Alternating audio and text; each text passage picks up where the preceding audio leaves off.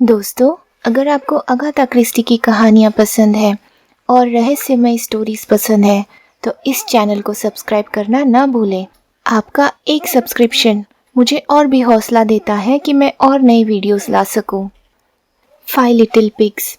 ये कहानी है एक युवा लड़की की, कार्ला क्रेल, जो प्रसिद्ध डिटेक्टिव हर्क्यूल पोयरो से मदद मांगने आती है। उसकी माँ कैरोलिन क्रेल को उसके पिता एमियस क्रेल की हत्या के जुर्म में सालों पहले दोषी ठहराया गया था। लेकिन अब जब कार्ला बड़ी हो चुकी है, उसे अपनी माँ की बेगुनाही पर शक नहीं है और वह सच्चाई जानना चाहती है। हर्क्यूल पोयरो इस पुराने केस की तह तक जाने का फैसला करता है। वो उन 5 लोगों से मिलता है जो उस दिन वहाँ मौजूद थे जब एमियस की हत्या हुई थी, और इन्हें पोयरो 5 लिटिल पिग्स कहता है। बच्चों की एक कविता के आधार पर ये एक रोमांचक मानसिक यात्रा है, जहाँ पुराने गवाहों की यादों और कथनों के टुकड़ों को जोड़कर पोयरो सच्चाई तक पहुँचता है। कार्ला लेमर्शंट। हर्क्यूल पोयरो ने उस युवा लड़की को उत्सुकता और सराहना के साथ देखा जो कमरे में आ रही थी। उसके लिखे पत्र में कुछ खास नहीं था, बस एक अपॉइंटमेंट मांगी गई थी। उस पत्र से कोई ये अंदाज़ा नहीं लगा सकता था कि उसके पीछे की कहानी क्या है। पत्र छोटा और बिल्कुल व्यावसायिक था। सिर्फ उसकी हैंडराइटिंग की मजबूती से ये पता चलता था कि वो लड़की जवान और आत्मविश्वासी है, और अब वो सामने थी, लंबी, पतली और 20 की शुरुआत में एक आकर्षक लड़की। वो उन लड़कियों में से थी जिन्हें कोई भी 2 बार देखे। उसके कपड़े महंगे और अच्छे ढंग से सिलवाए हुए थे, और उसने फर का कोट पहन रखा था। उसके चेहरे पर आत्मविश्वास था। उसकी सबसे खास बात थी उसकी जिंदगी से भरी ऊर्जा, जो उसकी सुंदरता से कई ज़्यादा असर डाल रही थी। उसके आने से पहले पोयरो थोड़ा थका हुआ महसूस कर रहा था, लेकिन अब जैसे उसमें फिर से नई जान आ गई थी। जब पोयरो ने उसका स्वागत किया तो उसने महसूस किया कि उसकी गहरी स्लेटी आंखें उसे ध्यान से देख रही है। वह बड़ी गंभीरता से उसे जांच रही थी। वो बैठी और पोयरो द्वारा दी गई सिगरेट ली। सिगरेट जलाने के बाद वो कुछ पल चुपचाप धुएं के साथ पोयरो को देखती रही। पोयरो ने धीरे से कहा, हाँ, अब तो फैसला करना ही होगा, है ना? कार्ला चौंकी। माफ़ कीजिए। उसकी आवाज़ मधुर थी, थोड़ी सी भारी लेकिन बहुत प्यारी।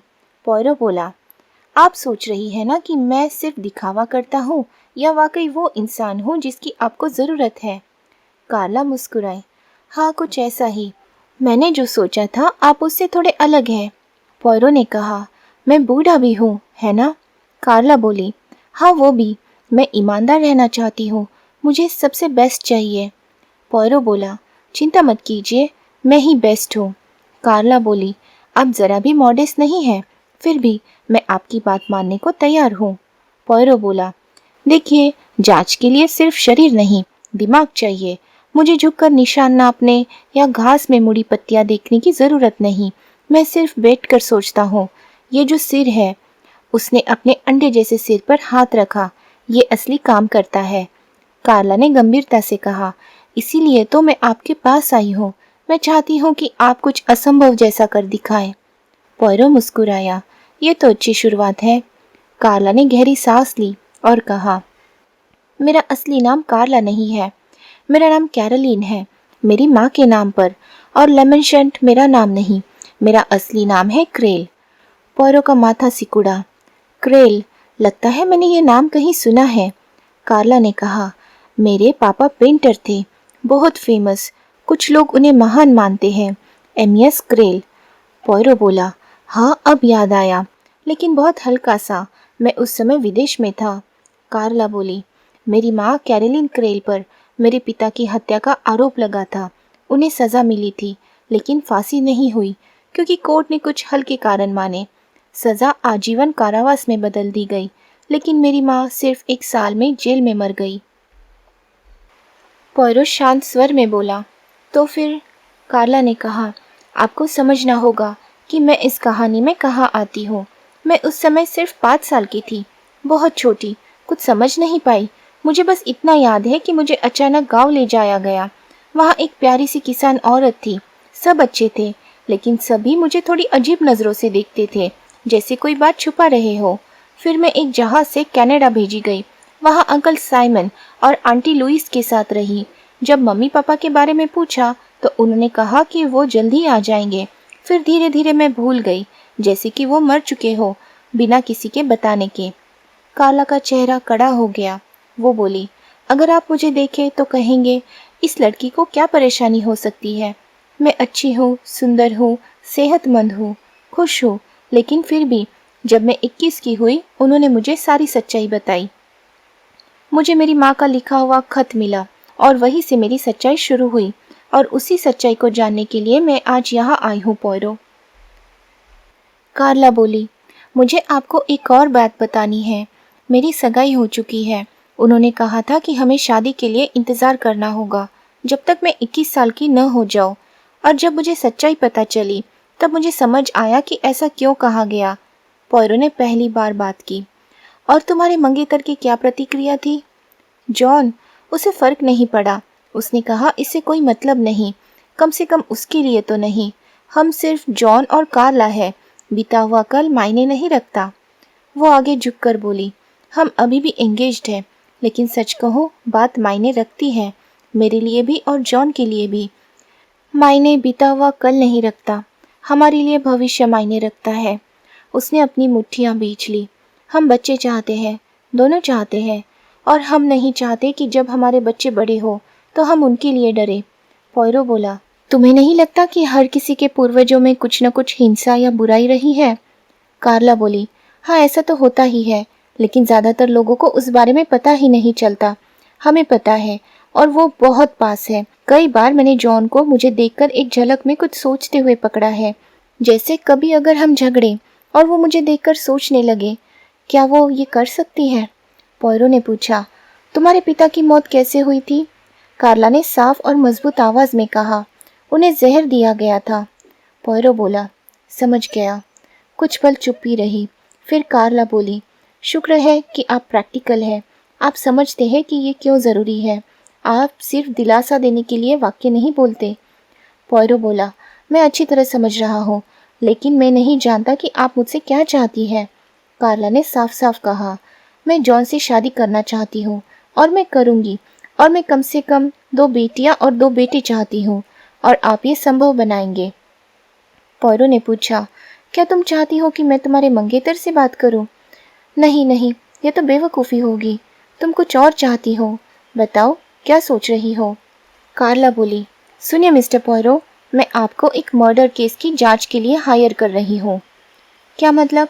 हाँ बिल्कुल वही मतलब, एक मर्डर केस, चाहे वो कल हुआ हो या 16 साल पहले। मर्डर तो मर्डर होता है। आप पूरी बात नहीं समझ रहे हैं, एक बहुत ज़रूरी बात है। क्या? मेरी माँ बेगुनाह थी, कार्ला ने कहा। पोयरो ने अपनी नाक को रगड़ते हुए कहा, हाँ ये तो मैं समझ सकता हूँ। ये कोई भावुक बात नहीं है, ये मेरी माँ का पत्र है। उन्होंने मेरी 21वीं सालगिरह के लिए मुझे एक चिट्ठी छोड़ी थी। उसमें सिर्फ एक बात थी कि उन्होंने मर्डर नहीं किया था, वो निर्दोष थी, और मैं हमेशा उस पर भरोसा कर सकूं, इसलिए उन्होंने लिखा। पोयरो ने कार्ला के उत्साही चेहरे को देखा और धीरे से कहा, फिर भी? कार्ला मुस्कुराई, नहीं, मेरी माँ ऐसी नहीं थी। आप सोच रहे हैं कि शायद उन्होंने मरने से पहले कोई झूठ लिखा हो, लेकिन वो ऐसा नहीं करती थी। वो कभी झूठी तसल्ली नहीं देती थी। अगर कुछ दर्द देने वाला हो तो वो पहले से बता देती थी। सच बोलना उनके स्वभाव में था। शायद मैं उनसे बहुत जुड़ी हुई नहीं थी, लेकिन मैंने उन पर भरोसा किया, और आज भी करती हूँ। अगर उन्होंने लिखा है कि उन्होंने पापा को नहीं मारा तो उन्होंने नहीं मारा। वो मरते वक्त झूठ लिखने वाली इंसान नहीं थी। धीरे धीरे, थोड़ा झुकते हुए पोयरो ने सिर हिला दिया। कार्ला ने आगे कहा, इसीलिए अब मुझे जॉन से शादी करने में कोई डर नहीं है। मुझे पता है कि सब ठीक है, लेकिन जॉन को यकीन नहीं हो पाता। उसे लगता है कि मैं तो अपनी माँ को निर्दोष मानूंगी ही, इसीलिए अब ये साफ होना ज़रूरी है, और ये काम आप करेंगे। पोयरो ने धीरे से कहा, मान लिया कि तुम जो कह रही हो वो सही है, लेकिन 16 साल बीत चुके हैं। कार्ला बोली, हाँ मुझे पता है कि यह मुश्किल होगा, लेकिन अगर कोई कर सकता है तो आप कर सकते हैं। पोयरो की आंखों में हल्की मुस्कान चमकी। तुम कुछ ज्यादा ही तारीफ कर रही हो। कार्ला बोली, मैंने आपके बारे में सुना है, आपने जो केसेस सुलझाए हैं वो कैसे है। आपको साइकोलॉजी में रुचि है ना? और साइकोलॉजी कभी पुरानी नहीं होती। हाँ, सब फिजिकल क्लूज जैसे सिगरेट के टुकड़े या पैरों के निशान अब नहीं है, लेकिन आप सब घटनाओं को दोबारा समझ सकते हैं। उन लोगों से बात कर सकते हैं जो तब वहाँ थे और आज भी जिंदा है। और फिर जैसा आपने खुद कहा, आप अपनी कुर्सी पर बैठकर सोच सकते हैं और आपको सच्चाई मिल जाएगी। पॉयरो खड़ा हुआ, अपनी मूंछ पर हाथ फेरा और बोला, मैडमोजेल, मुझे गर्व है। मैं आपके भरोसे को सार्थक बनाऊंगा। मैं इस मर्डर केस की जांच करूंगा। 16 साल पहले जो हुआ था उस तक वापस जाकर मैं सच पता लगाऊंगा। कार्ला खड़ी हुई, उसकी आंखें चमक रही थी, लेकिन सिर्फ इतना कहा, अच्छा। पॉयरो ने उंगली उठाकर कहा, एक पल, मैंने कहा कि मैं सच्चाई पता लगाऊंगा, लेकिन याद रखो, मैं किसी भी और झुका हुआ नहीं हूँ। मैं अभी भी ये नहीं मानता कि तुम्हारी माँ निर्दोष थी। अगर वो दोषी निकली तो फिर? कार्ला ने गर्व से सिर उठाया और कहा, मैं उनकी बेटी हूँ, मुझे सच पता लगाना होगा। पॉयरो बोला, तो चलिए आगे बढ़ते हैं। हालांकि मुझे कहना चाहिए, हमें आगे नहीं बल्कि पीछे लौटना होगा। क्या मुझे क्रेल केस याद है? सर मॉन्टेग्यू डिप्लिच ने पूछा। बिल्कुल याद है, बहुत अच्छे से याद है। और वो औरत बहुत आकर्षक थी, लेकिन मानसिक रूप से संतुलित नहीं थी। बिल्कुल भी आत्मनियंत्रण नहीं था। उन्होंने पॉयरो की तरफ किनारे से देखा और पूछा, तुम मुझसे इसके बारे में क्यों पूछ रहे हो? मुझे इसमें रुचि है, पॉयरो ने कहा। यह तो बड़ी असंवेदनशील बात हुई, डिप्लिच ने कहा और अपनी प्रसिद्ध भेड़िए जैसी मुस्कान दिखाते हुए दांत चमकाए, जिसके बारे में कहा जाता था कि गवाहों पर डराने का असर डालती है। ये मेरा कोई खास सफल केस नहीं था, मैं उसे बचा नहीं सका। मुझे पता है, पॉयरो ने शांत स्वर में कहा। सर मॉन्टेग्यू ने कंधे उचका दिए और बोले, वैसे उस समय मेरे पास उतना अनुभव नहीं था जितना अब है, फिर भी मैं इंसानी तौर पर जितना हो सकता था सब कुछ किया। बिना आरोपी के सहयोग के आप ज़्यादा कुछ नहीं कर सकते। हमने सज़ा को कम करवाने के लिए जेल में तब्दील करवा दिया। प्रोवोकेशन के आधार पर बहुत सारी सम्मानजनक पत्नियों और माताओं ने याचिका लगाई थी। उसके लिए काफ़ी सहानुभूति थी। वो पीछे की ओर झुके और अपनी लंबी टांगें फैलाई। उनका चेहरा किसी न्यायाधीश जैसा सोचने वाला हो गया। अगर उसने गोली मारी होती या चाकू मारा होता तो मैं मैनस्लॉटर के लिए पूरा जोर लगाता, लेकिन जहर नहीं, उसके साथ खेल नहीं सकते। ये बड़ा मुश्किल मामला होता है। डिफेंस क्या था? पॉयरो ने पूछा। पॉयरो को सब पता था क्योंकि उसने पहले ही अखबारों की रिपोर्ट पढ़ ली थी, लेकिन वो सर मॉन्टेग्यू के सामने अनजान बनने में कोई नुकसान नहीं देख पा रहा था। ओह, आत्महत्या, बस यही एक रास्ता था, लेकिन लोगों को ये जमा नहीं। क्रेल ऐसा आदमी था ही नहीं। तुमने उसे कभी नहीं देखा शायद? नहीं, वो बहुत जिंदा दिल, जोरदार और रंगीन मिजाज का आदमी था और बियर का बहुत बड़ा शौकीन। भौतिक सुखों का पूरा आनंद लेता था। तुम जूरी को ये यकीन नहीं दिला सकते कि ऐसा आदमी चुपचाप बैठकर खुद को खत्म कर लेगा। बिल्कुल फिट नहीं बैठता। मुझे शुरू से ही लग रहा था कि ये केस मैं हार जाऊंगा। और वो औरत, उसने साथ नहीं दिया। जैसे ही वो गवाही के लिए खड़ी हुई, मैं समझ गया हम हार गए। उसमें लड़ने की कोई भावना नहीं थी। लेकिन बात यह है, अगर आप अपनी क्लाइंट को गवाही में नहीं भेजते तो जूरी अपनी राय खुद बना लेती है। यही बात तुमने अभी कही थी कि बिना सहयोग के कुछ नहीं हो सकता, पॉयरो ने पूछा। बिल्कुल सही मेरे दोस्त, हम कोई जादूगर नहीं हैं। आधा केस तो ये होता है कि आरोपी को जूरी पर क्या प्रभाव पड़ता है। मैंने कई बार देखा है कि जूरी जज के राय के बिल्कुल खिलाफ फैसला देती है। उसने किया होगा, बस यही सोच होती है, या फिर उससे ऐसा कुछ हो ही नहीं सकता। कैरोलिन क्रेल ने तो कोशिश भी नहीं की। ऐसा क्यों था? सर मॉन्टेग्यू ने कंधे उचका दिए। मुझसे मत पूछो, शायद वो उस आदमी से बहुत प्यार करती थी। जब उसे होश आया और समझ में आया कि उसने क्या कर दिया है तो बिल्कुल टूट गई थी। मुझे नहीं लगता कि वो उस सदमे से कभी उभर पाई। तो तुम्हारे हिसाब से वो दोषी थी? डिप्लिच चौंक पड़े, बोले, मुझे लगा हम यही मानकर चल रहे हैं। क्या उसने कभी तुम्हें खुद कह दिया कि वो दोषी है? डिप्लिच अब सचमुच हैरान और नाराज से लग रहे थे। बिल्कुल नहीं, बिल्कुल नहीं। हमारा एक कोड होता है, समझे? हम हमेशा आरोपी को निर्दोष मानते हैं। कम से कम औपचारिक रूप से। अगर तुम्हें इतना ही शौक है तो पुराने मेहू साहब से बात करनी चाहिए थी। मेहू फैमिली के वकील थे जिन्होंने मुझे ब्रीफ किया था। बूढ़े मेहू अब नहीं रहे। हाँ, उनका बेटा जॉर्ज मेहू है, लेकिन तब तो वो बच्चा ही था। बहुत पुरानी बात है। हाँ, मुझे पता है। मेरे लिए यह सौभाग्य की बात है कि तुम्हें इतनी सारी बातें याद है। तुम्हारी याददाश्त वाकई लाजवाब है। डिप्लिच मुस्कुराया। वो बुदबुदाया। हाँ, कुछ अहम बातें तो याद रहती हैं, खासकर तब जब केस फांसी का हो। और क्रेल केस को प्रेस ने बहुत उछाला था। उसमें एक एंगल था। उस केस की लड़की काफ़ी आकर्षक थी, लेकिन मुझे वो बहुत कठोर और चालाक किस्म की लगी। अगर मैं बार बार पूछ रहा हूँ तो माफ़ कीजिए, पॉरो ने कहा, लेकिन मैं फिर दोहराता हूँ, आपको कैरोलिन क्रेल की दोषिता पर कोई शक नहीं था। डिप्लिच ने कंधे उचका दिए। सीधी बात करूँ तो, उन्होंने कहा, नहीं, मुझे कोई शक नहीं था। हाँ, उसने ही किया था। उसके खिलाफ क्या सबूत थे? काफ़ी गंभीर सबूत थे। सबसे पहले तो मकसद था। कैरोलिन और एमियस क्रेल की शादीशुदा जिंदगी सालों से झगड़े और तनाव से भरी थी। वो आदमी हमेशा किसी न किसी औरत के चक्कर में रहता था। उसका स्वभाव ही ऐसा था। कैरोलिन ने काफ़ी बर्दाश्त किया। वो मानती थी कि उसका स्वभाव ऐसा है, और वह सच में बहुत बड़ा पेंटर था। अब तो उसकी पेंटिंग्स की कीमतें बहुत बढ़ गई हैं। मुझे उसका आर्ट स्टाइल पसंद नहीं। थोड़ी भद्दी और भारी पेंटिंग बनाता था, लेकिन काम अच्छा था, इसमें कोई शक नहीं। खैर, जैसे कि मैंने कहा, औरतों को लेकर हमेशा झगड़े रहते थे। कैरोलिन क्रेल कोई चुपचाप सहने वाली औरत नहीं थी।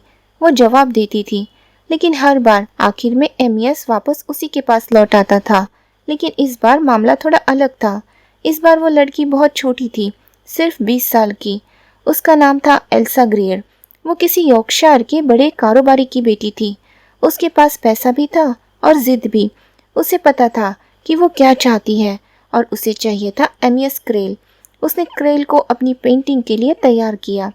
क्रेल आम सोसाइटी पोर्ट्रेट नहीं बनाता था, जैसे Mrs so and so in satin and white pearls. वो इंसानी शरीर की असली सच्ची पेंटिंग्स करता था। ज़्यादातर औरतें शायद उससे पेंटिंग नहीं करवाना चाहे। वो किसी को भी नहीं बख्शता था, लेकिन उसने एल्सा को पेंट किया और उसे दिल से चाहने लगा। एमियस लगभग 40 का था, शादीशुदा भी कई सालों से। ऐसी उम्र में आदमी अक्सर किसी जवान लड़की के चक्कर में खुद को बेवकूफ़ बना बैठते हैं। एल्सा ग्रेल वही लड़की थी। एमियस उससे पागलपन की हद तक प्यार करने लगा था। उसका प्लान था कि वो अपनी पत्नी से तलाक ले और एल्सा से शादी करे। कैरोलिन क्रेल इसे कभी बर्दाश्त नहीं करने वाली थी। उसने उसे धमकी भी दी थी। 2 लोगों ने सुना भी था कि वो क्या कह रही थी। अगर तुम उस लड़की को नहीं छोड़ते तो मैं तुम्हें मार डालूंगी। और वो मजाक नहीं कर रही थी। जिस दिन हादसा हुआ उससे एक दिन पहले वो लोग एक पड़ोसी के यहाँ चाय पर गए थे। वो पड़ोसी जड़ी बूटियों और घरेलू दवाइयों का शौकीन था। उसकी बनाई दवाओं में से एक थी कोनाइन, जो स्पॉटेड हेमलॉक से बनती है। बहुत जहरीला जहर। उस जहर और उसकी ताकत पर बातचीत हुई थी। अगले दिन उस आदमी ने देखा कि बोतल का आधा हिस्सा गायब है। उसे शक हुआ। बाद में उन्होंने वो बोतल लगभग खाली हालत में कैरोलिन के कमरे में पाई, एक दराज के नीचे छिपी हुई। पॉरो बेचैनी से हिला। उसने कहा, यह जहर किसी और ने भी वहां छिपाया होगा। लेकिन कैरोलिन ने पुलिस को खुद कबूल कर लिया था। डिप्लिच ने कहा, बहुत बेवकूफ़ी की बात थी, लेकिन उस समय कोई वकील नहीं था उसे समझाने के लिए। जब पुलिस ने पूछा तो उसने साफ साफ कबूल किया कि उसने जहर लिया था। क्यों लिया था? उसका कहना था कि उसने जहर खुदकुशी के लिए रखा था, लेकिन वो नहीं बता सकी कि बोतल खाली कैसे हो गई, और ये कैसे हुआ कि उस पर सिर्फ उसके ही फिंगरप्रिंट्स थे। यही बात सबसे ज़्यादा खतरनाक साबित हुई। उसका दावा था कि एमियस ने खुदकुशी की थी, लेकिन अगर उसने वही जहर पिया था जो कैरोलिन ने छिपा रखा था, तो बोतल पर एमियस के फिंगरप्रिंट्स भी होते, लेकिन थे सिर्फ कैरोलिन के। उसे जहर बियर में दिया गया था, है ना? हाँ, कैरोलिन ने फ्रिज से बियर निकाली और खुद लेकर गई जहाँ एमियस गार्डन में पेंटिंग बना रहा था। उसने बियर ग्लास में डाली और उसे दी, और वही खड़ी हो गई जब तक उसने पी नहीं ली। फिर सब लोग लंच के लिए चले गए। एमियस अक्सर खाना नहीं खाता था, अकेले पेंट करता रहता था। बाद में कैरोलिन और गवर्नेस वहां पहुंचे और उसे मरा हुआ पाया। उसकी कहानी थी कि जो बेयर उसने दी वो ठीक थी, लेकिन हमारी थ्योरी थी कि एमियस को पछतावा हुआ और उसने खुद ही जहर मिला लिया। लेकिन ये सब बकवास है, वो ऐसा आदमी नहीं था और फिंगरप्रिंट वाला सबूत तो सबसे बड़ा था। क्या बियर की बोतल पर उसके फिंगरप्रिंट्स मिले? नहीं, बोतल पर केवल एमियस के फिंगरप्रिंट्स मिले और वो भी नकली थे। देखो, कैरोलिन अकेली थी लाश के पास, जबकि गवर्नेंस डॉक्टर को बुलाने गई थी। तो जो उसने किया होगा वो ये, उसने बोतल और ग्लास को पोंछा और फिर एमियस की उंगलियां उस पर दबा दी। वो दिखाना चाहती थी कि उसने बोतल को छुआ ही नहीं, लेकिन ये चाल नहीं चली। ओल्ड रोडोल्फ, जो प्रोसिक्यूशन कर रहा था, उसने कोर्ट में उसका मजाक उड़ाया। उसमें कोर्ट में डेमो करके साफ दिखाया कि कोई इंसान उस तरह से उंगलियां रखकर बोतल पकड़ ही नहीं सकता। हमने अपनी तरफ से ये साबित करने की कोशिश की कि हो सकता है मरते वक्त उसके हाथ मुड़ गए हों, लेकिन सच कहूँ तो हमारी बात में दम नहीं था। पॉयरो ने कहा, तो बियर की बोतल में कोनाइन कैरोलिन के उस गार्डन में ले जाने से पहले डाला गया होगा। नहीं, बोतल में तो कोनाइन था ही नहीं, सिर्फ ग्लास में था। डिप्लिच रुक गया।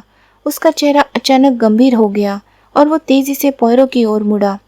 हेलो, उसने कहा। अब सुनो पॉयरो, तुम कहना क्या चाह रहे हो? पॉयरो ने शांत स्वर में कहा, अगर कैरोलिन क्रेल निर्दोष थी तो वो जहर बियर में आया कहाँ से? डिफेंस ने तो उस वक्त कहा था कि एमियस ने खुद जहर मिलाया था, लेकिन तुमने कहा कि ऐसा होना बहुत ही मुश्किल है और मैं भी तुमसे सहमत हूँ। वो ऐसा आदमी नहीं था। तो फिर अगर कैरोलिन ने जहर नहीं मिलाया तो किसी और ने किया। डिप्लिच लगभग गुस्से में बड़बड़ाया, अरे अब तुम क्या मुर्दों को मारते रहोगे? ये सब बहुत सालों पहले हो चुका है। बिल्कुल उसने ही किया था। अगर तुमने उसे उस समय देखा होता तो तुम्हें खुद समझ में आ जाता। उसके चेहरे पर लिखा हुआ था। मुझे तो लगता है कि फैसला उसके लिए एक तरह से राहत था। उसे डर नहीं था, कोई घबराहट नहीं थी, बस मुकदमा खत्म करना चाहती थी। सच कहूँ तो वो बहुत बहादुर औरत थी।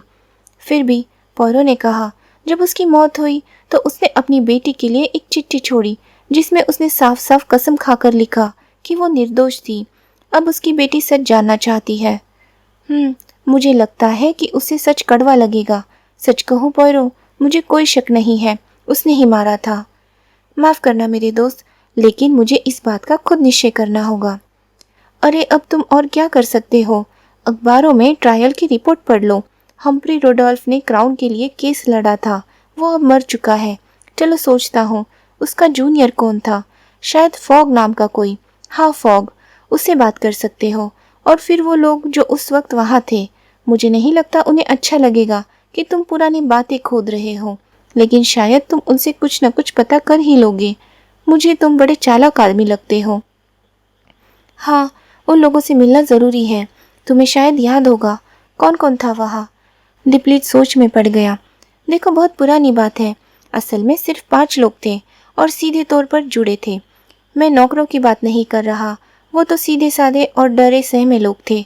उन्हें किस बात की जानकारी नहीं थी। उन पर शक करना भी बेकार था। तुम कहते हो 5 लोग थे, उनके बारे में बताओ। पहला था फिलिप ब्लेक, वो क्रेल का सबसे करीबी दोस्त था। बचपन से जानता था। मामले के वक्त उसी घर में ठहरा हुआ था। अब भी जिंदा है। मैं उसे कभी कभी गोल्फ कोर्स पर देखता हूँ। सेंट जॉर्ज हिल्स में रहता है। स्टॉक ब्रोकर है। शेयर बाजार में दाव लगाता है और काफ़ी फायदे में रहता है। कामयाब आदमी है। थोड़ा मोटा हो गया है अब। हाँ, और अगला कौन? फिर था ब्लेक का बड़ा भाई, गांव का जमींदार टाइप आदमी, घर पर ही रहने वाला, शांत स्वभाव का। पॉयरो के मन में अचानक एक नर्सरी राइम, बचपन की कविता घूम गई। वो उसे रोकना चाहता था। हर बार उन पंक्तियों के बारे में सोचना जरूरी नहीं था। फिर भी वो पंक्तियाँ उसके जहन में चलती रही। This little pig went to market, this little pig stayed at home.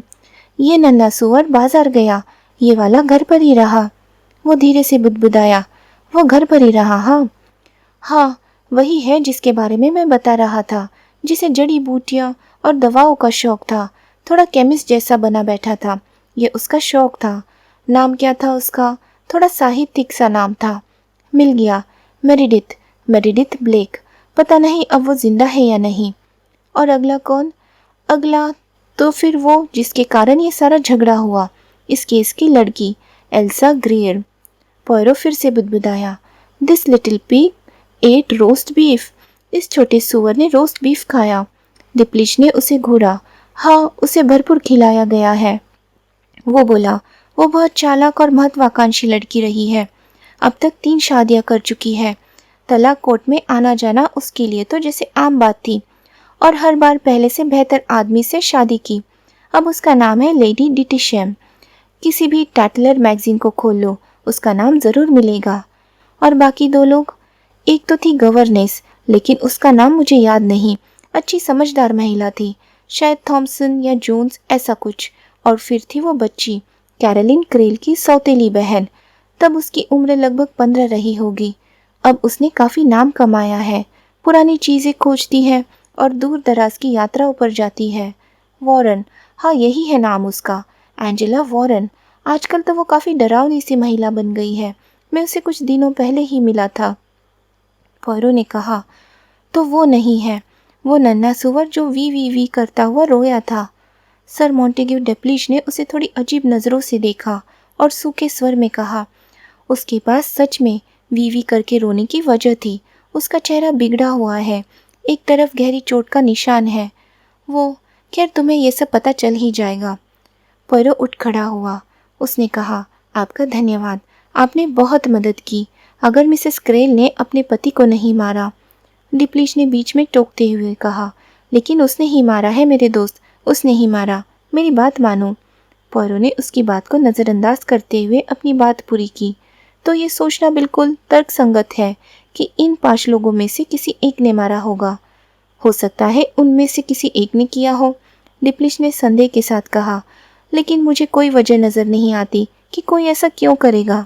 मुझे पूरा यकीन है कि उनमें से किसी ने नहीं किया। छोड़ो अब ये ख्याल मेरे दोस्त।